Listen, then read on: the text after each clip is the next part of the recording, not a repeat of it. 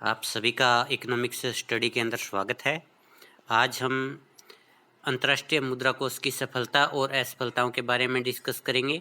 यानी आज का हमारा जो टॉपिक रहेगा वो रहेगा international monetary fund, its success and failures. तो आइए शुरू करते हैं पहले अंतर्राष्ट्रीय मुद्रा कोष की स्थापना से। जब दूसरा विश्व युद्ध खत्म होने वाला था तो उस समय जो विश्व के अनेक देश थे, उन अनेक देशों के नेताओं ने ये महसूस किया कि इस युद्ध के कारण जो है पूरे विश्व की अर्थव्यवस्थाओं का विनाश हुआ है, और अगर इन अर्थव्यवस्थाओं को इस विनाश से बाहर निकालना है, दोबारा से विकास के पथ पर आगे बढ़ना है, तो इसके लिए जो है आपस में विचार विमर्श की आवश्यकता है। और विचार विमर्श करने के बाद में कुछ ऐसी संस्थाओं की स्थापना करने की आवश्यकता है जो संस्थाएं मिल करके जो है विश्व की अर्थव्यवस्थाओं को इस विनाश से बाहर निकाल सके। तो इसी उद्देश्य से अमेरिका के ब्रेटन वुड्स के अंदर जुलाई 1944 के अंदर 44 देशों के प्रतिनिधियों ने एक बैठक की, और इस बैठक के अंदर विश्व की अर्थव्यवस्थाओं के विकास के लिए दो प्रकार की जो संस्थाएं थी उनकी स्थापना की गई। पहला था IMF यानी इंटरनेशनल मॉनेटरी फंड, और दूसरा था IBRD यानी international bank for reconstruction and development. तो हम जो है आज IMF के बारे में डिस्कस करेंगे। IMF की स्थापना जो थी वो 27 दिसंबर 1945 को हो गई थी, लेकिन जब इसकी स्थापना हुई तो उसी समय इसने अपना कार्य शुरू नहीं किया था। इसने अपना कार्य जो विधिवत रूप से 1 मार्च 1947 को शुरू किया। और ये जो IMF की स्थापना की गई थी, इसकी स्थापना का जो विचार था वो HD वाइट और जो केन्स थे उन्होंने दिया था। उन्हीं की विचारधारा के आधार पर जो IMF की स्थापना की गई। और जब इसकी स्थापना की गई थी तो शुरू के अंदर जो 29 सदस्य देश इसमें शामिल थे, लेकिन धीरे धीरे जो इसका विस्तार होता गया और अनेक देश जो है इसके सदस्य बनते गए, और आज 190 जो देश है वो इसके सदस्य हैं। और IMF की अपनी खुद की मुद्रा है SDR, जो कि 1971 के अंदर जो है एग्जिस्ट में आई थी। और IMF का जो मुख्यालय वो अमेरिका के वॉशिंगटन DC के अंदर है। और प्रेजेंट में जो IMF है उसके जो प्रबंध निदेशक हैं वो क्रिस्टेलिना जॉर्जिवा है। और जो IMF है उसकी जो मुख्य अर्थशास्त्री है, इकोनॉमिस्ट है, वो है गीता गोपीनाथ, जो कि अमेरिका की है और भारतीय मूल की है। तो ये तो था IMF की स्थापना और उससे संबंधित जो मुख्य बिंदु थे वो। अब हम IMF की जो सफलताएं हैं उनके बारे में डिस्कस करते हैं। कोई भी जो संस्थान जब स्थापित होता है तो उस संस्थान की स्थापना के पीछे कुछ उद्देश्य होते हैं, कुछ विशेष उद्देश्यों को लेकर के उसकी स्थापना की जाती है। तो IMF जो था उसकी स्थापना भी व्यापार को बढ़ाने के लिए, कि विश्व के अंदर जो अंतर्राष्ट्रीय व्यापार था उसको बढ़ावा दिया जाए। अंतर्राष्ट्रीय स्तर पर जो तरलता की कमी थी उस तरलता की समस्या का समाधान किया जाए, और बैलेंस ऑफ पेमेंट जो थे देशों के वो असंतुलित थे उसका समाधान किया जाए। विभिन्न जो देश है उनमें आर्थिक स्तर पर जो है सहयोग को बढ़ावा दिया जाए। विनिमय दरें हैं, विनिमय दरों को स्थिर रखा जाए। तो इस प्रकार से ये कुछ विशेष उद्देश्य थे जिन उद्देश्यों को लेकर के IMF की स्थापना की गई। तो जब हम ये देखते हैं कि IMF जो है कितना सफल रहा है, उसका जो पैमाना है सफलता का वो इसके उद्देश्यों की प्राप्ति का स्तर ही है। कि अगर IMF अपने उद्देश्यों को, सभी उद्देश्यों को प्राप्त करने में सफल रहा है तो ये IMF की सफलता है। इसके विपरीत अगर IMF अपने उद्देश्यों को प्राप्त नहीं कर पाया है तो ये एक प्रकार से IMF की असफलता है। तो हम पहले सफलता को डिस्कस करते हैं। प्रोफेसर होम के अनुसार फंड एक अंतर्राष्ट्रीय रिजर्व बैंक के समान है। अंतर्राष्ट्रीय रिजर्व बैंक जिस प्रकार से एक देश का केंद्रीय बैंक होता है, उसी प्रकार से जो IMF है वो वर्ल्ड का बैंक का कार्य करता है। क्राउथर के अनुसार यह कोष अंतर्राष्ट्रीय करेंसी की आवश्यकताओं को पूरा करने का एक मौलिक साधन है। तो इस प्रकार से ये जो दोनों परिभाषाएं हैं ये दिखाती है कि अंतर्राष्ट्रीय मुद्रा कोष जो है उसका बहुत अधिक महत्व है। तो अब हम ये देखते हैं कि अपने महत्व को ये कहाँ तक सार्थक कर पाया है, वो उसकी सफलताओं से दिखेगा।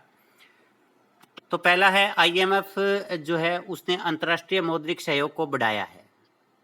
IMF की जो स्थापना थी उसका एक उद्देश्य यह था कि एक ऐसा साझा मंच प्रदान किया जाए जिसके ऊपर विभिन्न राष्ट्र बैठ करके आपस में विभिन्न प्रकार की जो उनकी मौद्रिक समस्याएं हैं उन मौद्रिक समस्याओं के ऊपर विचार कर सके। क्योंकि अगर मिल बैठ करके किसी भी समस्या के ऊपर विचार विमर्श किया जाता है तो उसका समाधान भी निकल जाता है। तो इस प्रकार से विभिन्न प्रकार की जो समस्याएं उनके ऊपर जो विचार विमर्श करना और उन समस्याओं का समाधान करना, ये जो है आईएमएफ का उद्देश्य था। तो आईएमएफ जो है इस उद्देश्य में कामयाब रहा है, क्योंकि आईएमएफ की जो बैठकें होती है उन बैठकों के अंदर जो विभिन्न देश हैं जो इसके सदस्य है वो उसमें बैठ करके विभिन्न मुद्दों पर विचार विमर्श करते हैं, आपस में बातचीत करते हैं, और जो अलग अलग देश है उन देशों के सामने जो अलग अलग प्रकार की समस्याएं आती है उन समस्याओं का समाधान भी वहाँ पर जो है करने का प्रयास किया जाता है। तो इस प्रकार से आईएमएफ के आने से विभिन्न देशों के बीच में जो मौद्रिक सहयोग है उसको बढ़ावा मिला है। आज अनेक देश जो है मौद्रिक नीति के निर्माण में एक दूसरे देश की मदद कर रहे हैं, आपस में एक दूसरे देश का सहयोग कर रहे हैं, साझी मौद्रिक नीतियों का भी जो है निर्माण किया जा रहा है। तो ये सब जो है वो अंतर्राष्ट्रीय जो मुद्रा कोष है उसी के प्रयासों से संभव हुआ है। दूसरा, यूरोपियन यूनियन देशों का पुनर्निर्माण। जो सेकेंड वर्ल्ड वॉर हुआ था, सेकेंड वर्ल्ड वॉर का सबसे बुरा प्रभाव जो था यूरोपियन देशों के ऊपर ही पड़ा था, सबसे ज़्यादा नुकसान उन्हीं को उठाना पड़ा था। तो आईएमएफ के कारण जो है अमेरिका जैसे जो संपन्न देश थे उन देशों ने यूरोपीय देशों के पुनर्निर्माण के लिए जो मार्शल योजना प्रस्तुत की थी।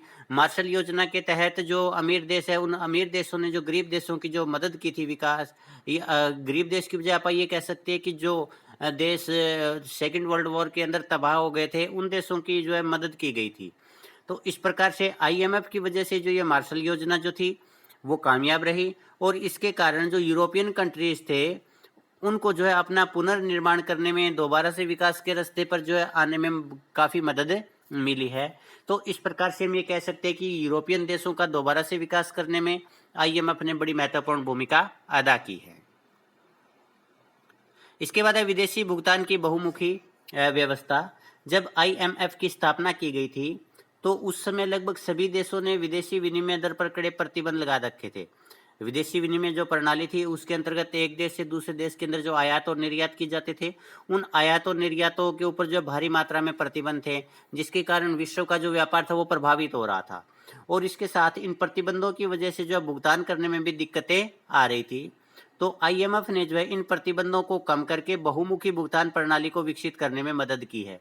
बहुमुखी जो भुगतान प्रणाली है इसके अंतर्गत जो है एक देश जो होता है अनेक तरीकों से जो दूसरे देश के से जो आयात कर रहा है उस आयात का जो वो भुगतान कर सकता है। तो इसके कारण आयात का भुगतान करने में आसानी रही है। जैसे पहले जो भुगतान प्रणाली थी उसके अंदर ये सिस्टम था कि भी आप सोने में भुगतान कर सकते हो, तो अगर एक देश के पास में सोना नहीं है तो वो देश जो भुगतान नहीं कर पा रहा था, लेकिन आज सोने में भी भुगतान किया जा सकता है, दूसरे देश की करेंसियों में भी भुगतान किया जा सकता है, एसडीआर के माध्यम से भी भुगतान किया जा सकता है।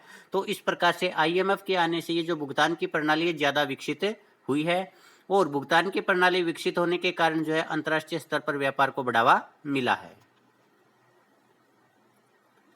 आगे अंतर्राष्ट्रीय तरलता में वृद्धि। अंतर्राष्ट्रीय तरलता का मतलब होता है विदेशी मुद्राओं की मात्रा। तो कि जब एक देश दूसरे देश से व्यापार करता है, दूसरे देश से आयात करता है, तो उसे उस देश की मुद्रा की आवश्यकता होती है। जैसे मान लीजिए भारत जो है फ्रांस से राफेल विमान खरीदना चाहता है, तो जब भारत फ्रांस से राफेल विमान खरीदेगा तो उसे जो भुगतान किया जाएगा वो फ्रांस की मुद्रा में किया जाएगा। तो ऐसे में अगर भारत के पास में फ्रैंक नहीं है तो भारत जो है वो विमान नहीं खरीद पाएगा। तो ये अंतर्राष्ट्रीय तरलता की कमी हो गई। तो आईएमएफ जो है वो विभिन्न देशों की जो मुद्राएं होती है अपने पास में इकट्ठी रखता है, क्योंकि सभी देश जो होते हैं वो क्या करते हैं, आईएमएफ के पास में सभी देशों का कोटा है, और उस कोटे के अंतर्गत जो सदस्य देश होते हैं वो उसका एक निश्चित भाग अपनी मुद्रा के अंदर जो उसमें जमा करवाते हैं और कुछ हिस्सा उसका सोने के रूप में वो जमा करवा सकते हैं।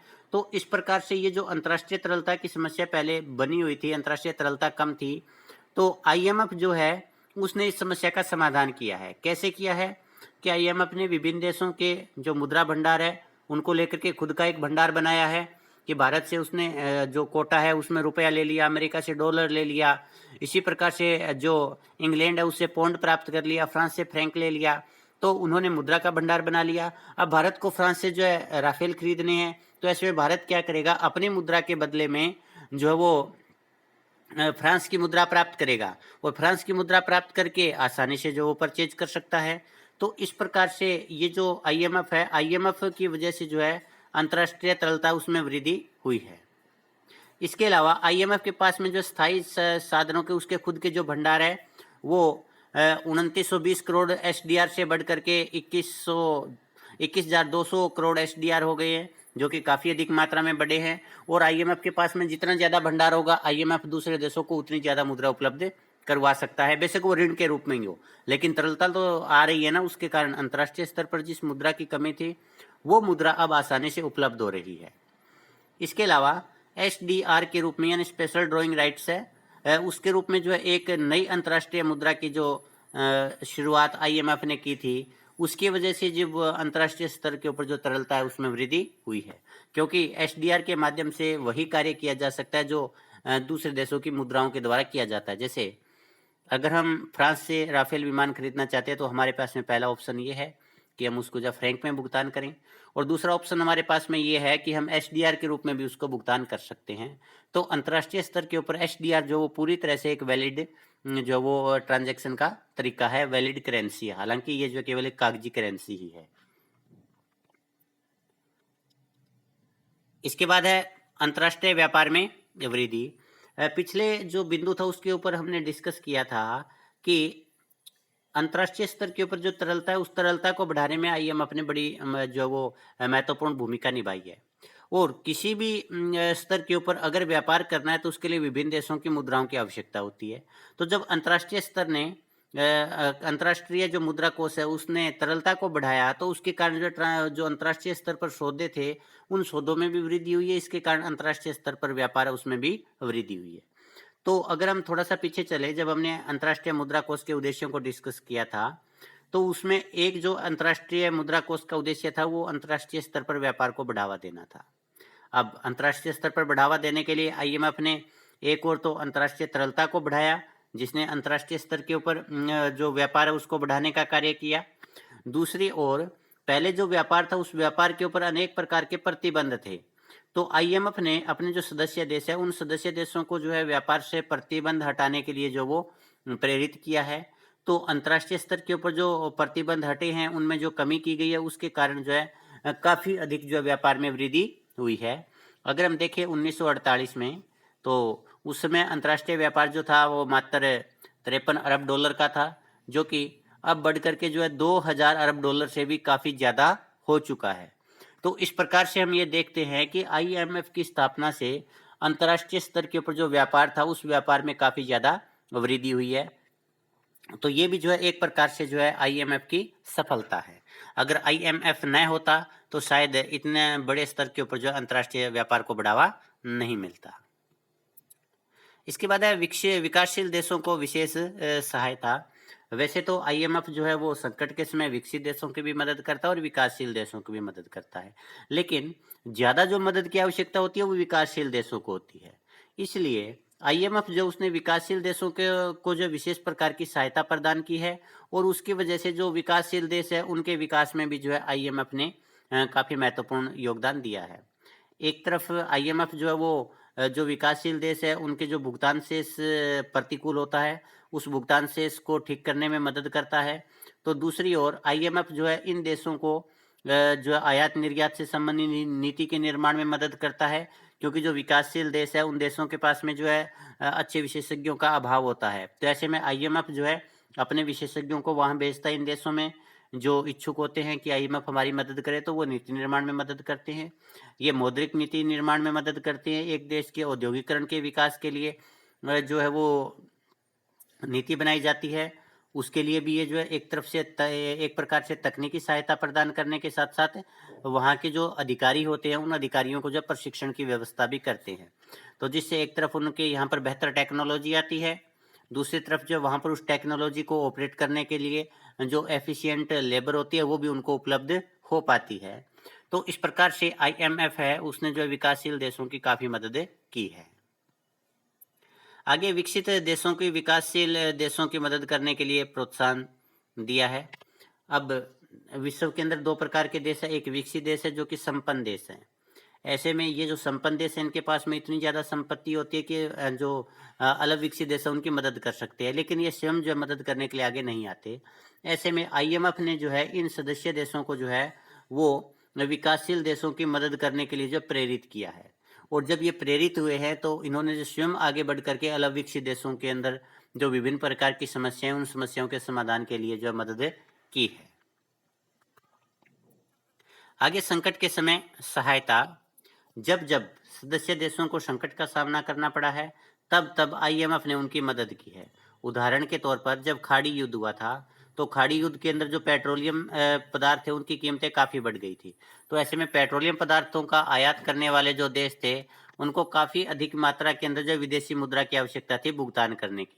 तो इन देशों के पास में इतना जो ज़्यादा था, जो विदेशी मुद्रा नहीं थी, तो विदेशी मुद्रा की कमी के कारण ये जो भुगतान नहीं कर पा रहे थे। तो ऐसे में आईएमएफ ने जो है इन देशों के भुगतान की समस्या का समाधान करने के लिए उनको विदेशी मुद्रा उपलब्ध करवाई, और इसके साथ साथ जो है पेट्रोल सुविधा कोष की भी स्थापना की, ताकि अगर भविष्य में इस प्रकार की कोई समस्या आती है तो इस कोष से जो है जिन देशों को संकट का सामना करना पड़ रहा है, वो जो है उस पेट्रोलियम पदार्थों के लिए भुगतान कर सकते हैं। तो इस प्रकार से न केवल संकट के समय मदद की, बल्कि भविष्य के अंदर दूरदृष्टि सोच का परिचय देते हुए आने वाले समय में भी अगर इस प्रकार की कोई समस्या आती है तो उसके स्थायी समाधान के लिए जो है पेट्रोलियम सुविधा कोष की स्थापना की गई है। आगे अंतर्राष्ट्रीय मुद्रा कोष की असफलताएं। यदि हम अंतर्राष्ट्रीय मुद्रा कोष है उसकी उपलब्धियों को या उसकी सफलताओं को देखते हैं तो ये काफ़ी अच्छी लगती है, और ये देख करके अच्छा लगता है कि अंतर्राष्ट्रीय स्तर के ऊपर जो है अंतर्राष्ट्रीय मुद्रा कोष जो है जिन उद्देश्यों को लेकर के स्थापित किया गया था उन उद्देश्यों को प्राप्त करने में जो काफ़ी हद तक सफल रहा है। लेकिन फिर भी अगर हम गहराई से देखें तो जिन उद्देश्यों को लेकर के इसकी स्थापना हुई थी उनमें से बहुत सारे उद्देश्य अभी तक जो है अनअचीव्ड है, यानी ऐसे उद्देश्य हैं जिनको अभी तक आईएमएफ ने प्राप्त नहीं किया है, तो उनको जो आईएमएफ की असफलता ही माना जाता है। इसके अलावा आईएमएफ के कुछ ऐसे डिसीजन भी हैं जो कि पक्षपातपूर्ण लगते हैं, और जो पक्षपातपूर्ण निर्णय है वो भी एक प्रकार से आईएमएफ की जो है असफलता को ही दर्शाते हैं। तो इस प्रकार से उद्देश्यों को लेकर के, उसकी कार्यप्रणाली को लेकर के जो है इसके ऊपर सवाल उठते रहे हैं, जो ये दिखाते हैं कि आईएमएफ जो है अपने उद्देश्यों को प्राप्त करने में सफल नहीं रहा है। तो अब हम एक एक करके आईएमएफ की असफलता को डिस्कस करते हैं। सबसे पहले है विनिमय दर में स्थिरता रखने में असफल रहा है।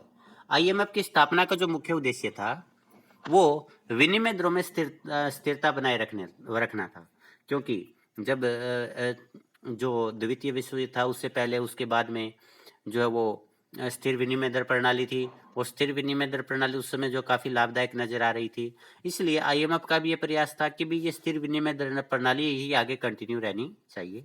लेकिन अमेरिका के ये जो स्थिर विनिमय दर प्रणाली थी इसके अंदर विभिन्न देशों की जो करेंसियाँ थी उन करेंसियों को जो डॉलर के साथ में जोड़ा गया था, तो डॉलर के साथ में उनका मूल्य जो स्थिर था।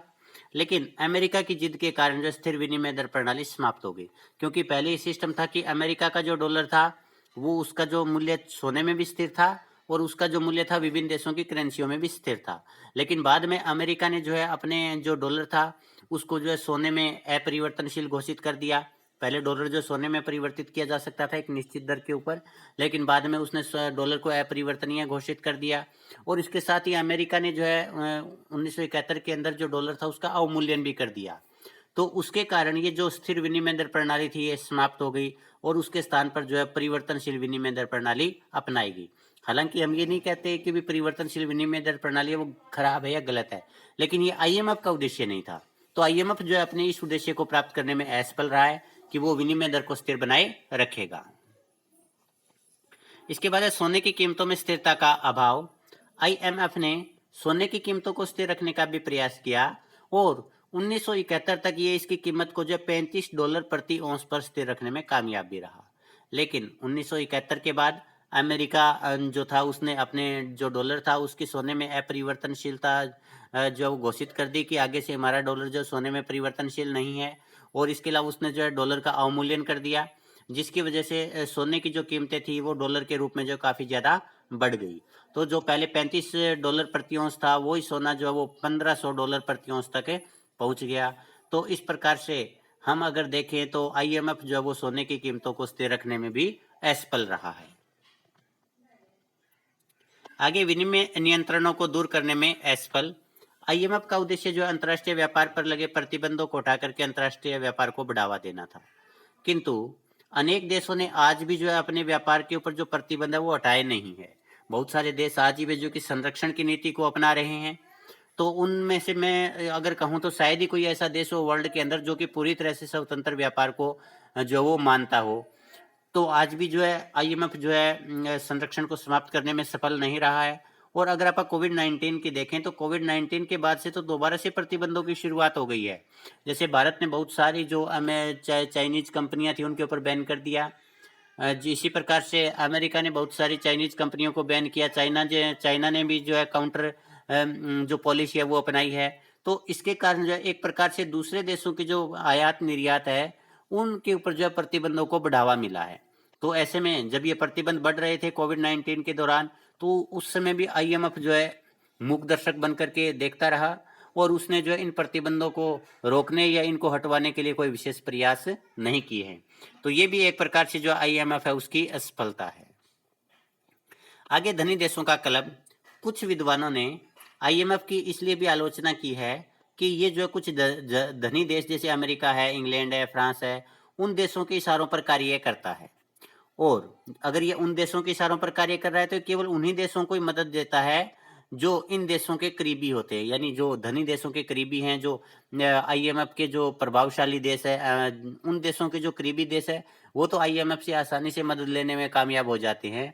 लेकिन जिन देशों की इन धनी देशों के साथ में नहीं बनती है, संबंध अच्छे नहीं है, उन देशों को जो है आईएमएफ से जो है वो मदद लेने में काफ़ी मशक्कत का सामना करना पड़ता, काफ़ी मशक्कत करनी पड़ती है, अनेक दिक्कतों का सामना करना पड़ता है और कई बार जो उनको ये मदद प्राप्त भी नहीं होती है। नेक्स्ट है पक्षपात। आईएमएफ ने सहायता देने में समानता की नीति का पालन नहीं किया है। हालांकि आईएमएफ की जो स्थापना थी वो इसी उद्देश्य से हुई थी कि भी जरूरतमंद देशों को मदद की जाएगी, लेकिन इसकी पॉलिसी जो ऐसी दिखती नहीं है कि इसने इसको अपनाया हो। ये विभिन्न देशों की जो जरूरत है उसके अनुसार मदद नहीं करता, बल्कि केवल कुछ देशों के प्रभाव में अपने फैसले लेता है।